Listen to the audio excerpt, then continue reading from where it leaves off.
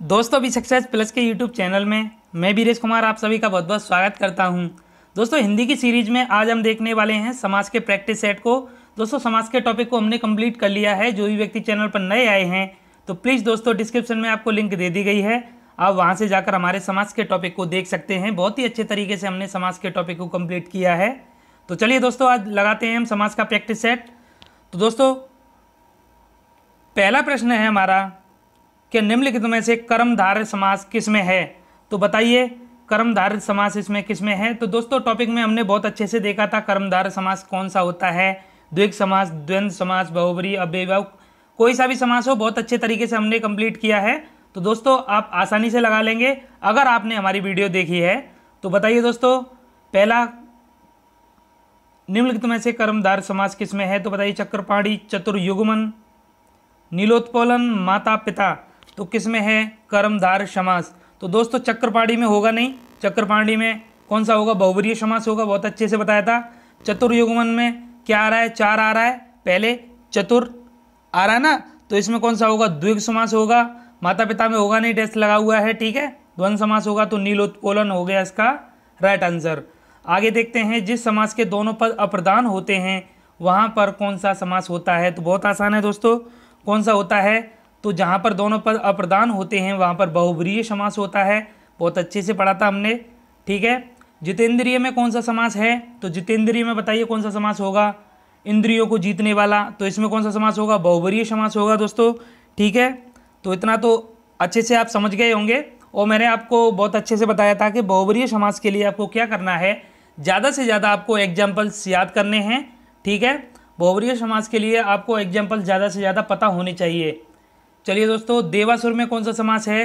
तो देखिए दोस्तों देवासुर में तो इसका मतलब हो गया देव और असुर, देव असुर, ठीक है। तो इसमें हाइफन का जब हमने विग्रह किया तो इस तरीके से लिखा जाएगा देव असुर। जब इसका संधि विच्छेद करेंगे तो देव असुर जब इस तरीके से लिखेंगे तो इसमें कौन सा समास होगा, बताइए बहुब्रीहि, कर्मधार, तत्पुरुष या द्वंद्व, तो इसमें होगा द्वंद्व समास, ठीक है ना दोस्तों। तो द्वंद्व समास के बारे में हमने आपको बताया था कि द्वंद्व समास कौन सा होता है, जिसमें दोनों पद प्रधान होते हैं, ठीक है, जो दोनों में प्रतिस्पर्धा होती है और विग्रह करने पर और या अथवा एवं लगता है। तो देवासुर यानी देव और असुर, ठीक है। तो चलिए देशांतर में बताइए कौन सा समास है, बहुब्रीहि, द्विग, तत्पुरुष या कर्मधारय, तो कौन सा है इसका राइट आंसर।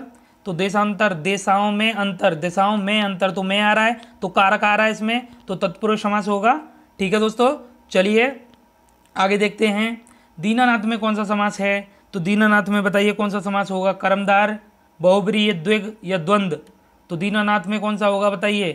तो नाथ किसके नाथ हैं, दीनों के नाथ, तो कर्मधार समास होगा, ठीक है। विशेषता विशेषण वाला भाव प्रकट हो रहा है तो दीनानाथ में कौन सा होगा, कर्मधार समास होगा। मुख दर्शन में बताइए कौन सा समास है। तो मुख दर्शन में कौन सा समास होगा दोस्तों, द्विग होगा, तत्पुरुष, द्वंद्व या बहुब्रीहि, तो कौन सा होगा। तो मुख दर्शन में होगा तत्पुरुष समास। क्यों होगा तत्पुरुष समास, अब आप कह रहे होंगे कि इसमें तो हाइफन का प्रयोग हुआ है, द्वंद्व समास होना चाहिए। लेकिन दोस्तों द्वंद्व समास में हमने कुछ विशेषता बताई थी कि जो दोनों होते हैं तो किस तरीके से एक दूसरे के अपोजिट होते हैं और प्रतिस्पर्धा होती है दोनों में। लेकिन यहाँ पर मुख दर्शन, मुख के दर्शन की बात हो रही है, तो इसमें कौन सा होगा, तत्पुरुष, मुख का दर्शन, ठीक है। जरूरी नहीं है कि हाइफन का प्रयोग द्वंद्व समास में ही किया जाए, ठीक है ना, तो इसमें होगा तत्पुरुष समास। तो आगे देखते हैं कौन सा शब्द बहुब्रीहि समास का सही उदाहरण है।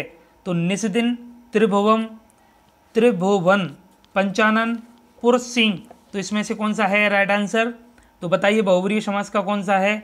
तो इसमें होगा पंचानन, 5 आनन है जिसके, ठीक है। तो पंचानन हो गया इसका राइट आंसर। तो आगे देखते हैं निशाचर में कौन सा समास है। तो निशाचर में बताइए, तो निशाचर में निशा में चलने वाला, रात को चलने वाला कौन, राक्षस होता है ना, तो इसमें कौन सा होगा। तो इसका भी राइट आंसर कौन सा होगा, बहुब्रीहि, एक मिनट दोस्तों, इसका भी आंसर कौन सा होगा, बहुब्रीहि समास होगा, ठीक है। चलिए आगे देखते हैं 14वां है चौराहा में कौन सा समास है। तो बताइए ये तो आपके लिए बहुत आसान है। तो चौराहा में कौन सा होगा, द्विग समास होगा, ठीक है। यहाँ पर क्या है, संख्यावाची विशेषण का बोध हो रहा है। आगे देखते हैं 10 मुख में, तो 10 मुख में भी द्विग होना चाहिए, ठीक है, क्योंकि यहाँ पर भी संख्यावाची विशेषण का बोध हो रहा है। लेकिन 10 मुख में द्विग नहीं होगा, क्यों नहीं होगा, क्योंकि 10 मुख में क्या है, तीसरा पद प्रधान आ रहा है, क्योंकि 10 मुख किसके थे, रावण के थे, तो इसमें बहुब्रीहि समास होगा। तो यही बात आपको ध्यान देनी है, ठीक है। तो बहुब्रीहि जहाँ भी ऑप्शन में हो तो बड़े ध्यान से वो करना है, क्योंकि बहुब्रीहि को प्रायोरिटी दी जाती है, और वैसे भी यहाँ पर तीसरा पद प्रधान आ रहा है। आगे देखते हैं 16वां है, सुपुरुष में कौन सा समास है। तो बताइए दोस्तों, सुपुरुष में कौन सा समास होगा। सुपुरुष, पुरुष कैसा, सुपुरुष यानी अच्छा व्यक्ति, तो इसमें होगा कर्मधारय समास होगा। विशेषता बताई जा रही है, ठीक है। जैसे सुपुरुष है या पुरुषोत्तम है, पुरुषों में उत्तम हो, तो इस तरीके से जो आते हैं तो इनमें कौन सा होता है, कर्मधारय समास होता है, ठीक है। अव्ययी भाव क्या होता है वो सब बताया था हमने, अनुहा प्रतिवर यथा यावत हर। चलिए 17वां है, विशेषण और विशेष्य के योग से कौन सा समास बनता है। तो कर्मधारय बनता है, ये तो आपको बहुत अच्छे से बताया है, ठीक है दोस्तों। तो जो भी व्यक्ति चैनल पर नए आए हैं तो प्लीज़ दोस्तों डिस्क्रिप्शन में आप लिंक दे दी गई है प्लेलिस्ट की, तो हिंदी की सीरीज को आप देख सकते हैं। वहाँ पर हमने संधि के टॉपिक को भी बहुत अच्छे से कंप्लीट किया है, समास को कंप्लीट किया है, वर्तनी शुद्धि और विराम चिन्ह और वर्णमाला के टॉपिक को भी बहुत अच्छे से कंप्लीट किया गया है। तो हमारे चैनल पर हिंदी की सीरीज को फुल डिटेल में कराया जा रहा है, तो प्लीज़ दोस्तों चैनल पर विजिट करें। चलिए 18वां क्वेश्चन है, निम्नलिखित में से एक शब्द में द्विग समास है, उस शब्द का चयन कीजिए। तो बताइए द्विग समास कौन से में है। तो क्या है इसका राइट आंसर। तो द्विग समास है सप्ताह में, क्योंकि देखिए अलग ही पता चल रहा है, सप्ताह संख्या का बोध हो रहा है, ठीक है। चलिए 19वां है, किस समास के दोनों शब्दों के समानाधिकरण होने पर कर्मधारय समास होता है। तो बताइए किस समास के दोनों शब्दों के समानाधिकरण होने पर कर्मधारय समास का बोध होता है। तो ये होता है दोस्तों, जब तत्पुरुष समास के दोनों शब्द समानाधिकरण का भाव प्रकट करते हैं तब कर्मधारय समास होता है। तो याद रखना इस बात को दोस्तों। चलिए किसमें सही सामासिक पद है। तो बताइए सामासिक पद किसमें सही है। तो क्या है इसका राइट आंसर। तो इसका है क्या, देवारात्रि। क्या है, देवारात्रि। तो इसमें सही सामासिक पद है देवारात्रि में, ठीक है दोस्तों। चलिए आगे देखते हैं, द्विग समास का उदाहरण कौन सा है। तो द्विग समास का उदाहरण बताइए क्या है इसमें। तो द्विग समास का उदाहरण है त्रिभुवनम, त्रिभुवन। क्यों, क्योंकि इसमें संख्या का बोध हो रहा है, ठीक है। चलिए कुछ दिनों से दोस्तों तबीयत थोड़ी ख़राब चल रही है, इसलिए वीडियो नहीं आ पा रही है टाइम से, तो आप थोड़ी चिंता ना करें, रेगुलर वीडियो आपको दी जाएंगी, ठीक है। हिंदी की सीरीज ही रेगुलर चल रही है दोस्तों, तो थोड़ी प्रॉब्लम होने के कारण नहीं आ पाई है वीडियो, तो कोई नहीं, उसके लिए हम सॉरी चाहते हैं। चलिए दोस्तों, तो अगला है 22वां, इनमें से द्वंद्व समास का उदाहरण है। तो बताइए द्वंद्व समास का उदाहरण कौन सा है। तो द्वंद्व का है रुपया पैसा, ठीक है, रुपया पैसा द्वंद्व समास का उदाहरण है। आगे देखते हैं, अव्ययी भाव समास का एक उदाहरण यथाशक्ति का सही विग्रह क्या होगा। तो बताइए यथाशक्ति का सही विग्रह क्या होगा। तो शक्ति के अनुसार होगा। क्या होगा, शक्ति के अनुसार, ठीक है, यथाशक्ति। चलिए आगे देखते हैं, पाप पुण्य में कौन सा समास है। तो बताइए पाप पुण्य में कौन सा समास है। तो द्वंद्व होगा दोस्तों। देखिए पाप पुण्य में अपोजिट भाव प्रकट हो रहा है इसमें, ठीक है, और हाइपन का प्रयोग हो रहा है, और दोनों में प्रतिस्पर्धा है, दोनों शब्द ही प्रधान हैं, पाप अलग है पुण्य अलग है, ठीक है। चलिए लंबोदर में कौन सा समास है। तो लंबोदर में बताइए। तो लंबोदर आप बता देंगे बहुब्रीहि समास है, ठीक है, तीसरा भाव प्रकट हो रहा है भगवान गणेश का, ठीक है, तो बहुब्रीहि समास होगा लंबोदर में। चलिए आगे देखते हैं, 26वां है, देश प्रेम में कौन सा समास है। तो देश के लिए प्रेम।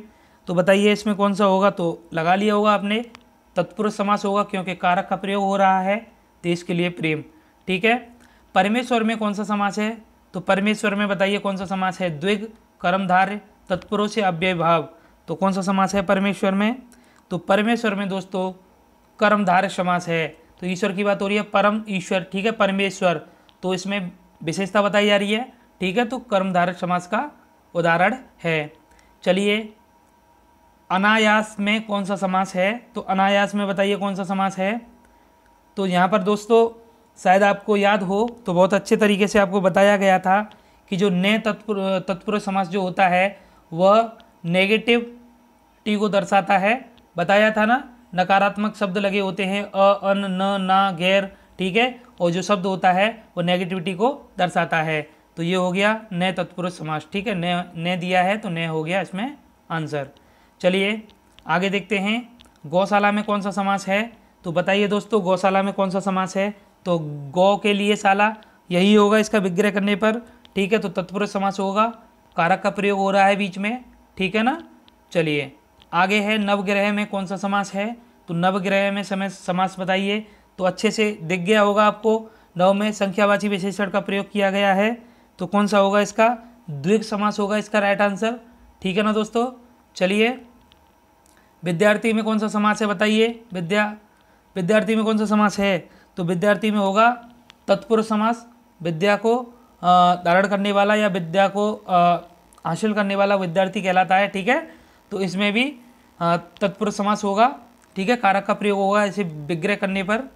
चलिए कन्यादान में कौन सा समास है, तो बताइए, कन्या का दान, तो बताइए कौन सा होगा कन्यादान में, तो कन्यादान में भी तत्पुरुष होगा, ठीक है। इसमें भी जो कारक का प्रयोग किया जा रहा है कन्या का दान, ठीक है ना। चलिए सागपात में कौन सा समास है, तो सागपात में बताइए कौन सा समास है, तो अलग ही दिख रहा है सागपात, दोनों पद जो हैं प्रधान हैं, द्वंद्व समास होगा, ठीक है ना। चलिए नीलकमल में कौन सा समास है बताइए, तो नीलकमल में कौन सा समास है, तो बताइए नीलकमल में कौन सा होगा, तो नीलकमल में होगा कर्मधारय समास, ठीक है। विशेषता बताई जा रही है नीलकमल, और बताया था आपको कर्मधारय समास में जब टॉपिक कराया था कि दोनों पद विशेषण भी हो सकते हैं और दोनों पद विशेष भी हो सकते हैं, ठीक है। तो अच्छे से आपको बताया गया था। तो अगर आपने नहीं देखी है वीडियो समास की तो प्लीज़ दोस्तों डिस्क्रिप्शन में आपको लिंक दे दी गई है, आप वहाँ से जाकर देख सकते हैं। चतुर्भुज में बताइए कौन सा समास है, तो चतुर्भुज में दोस्तों दिख रहा होगा 4 भुजाएं हैं जिसकी, तो आसानी से आप लगा लोगे चतुर्भुज को, बहुब्रीहि समास होगा, ठीक है दोस्तों। भाई बहन में बताइए कौन सा समास है, तो भाई बहन में भी आसानी से आप लगा लोगे, द्वंद्व समास है, दोनों पदों की प्रधानता है, ठीक है। वनवास में कौन सा समास है बताइए, तो वनवास में वन का वास, क्या आ रहा है विग्रह करने पर, वन का वास, तो तत्पुरुष समास होगा, ठीक है ना दोस्तों, तत्पुरुष समास होगा। चलिए आगे देखते हैं पंचवटी, तो पंचवटी में कौन सा समास है, तो पंचवटी में जैसे यहाँ 5 आ रहा है तो आप लगाएंगे क्या लगाएंगे, द्विग समास दिया नहीं है, तो पंचवटी में आएगा बहुब्रीहि।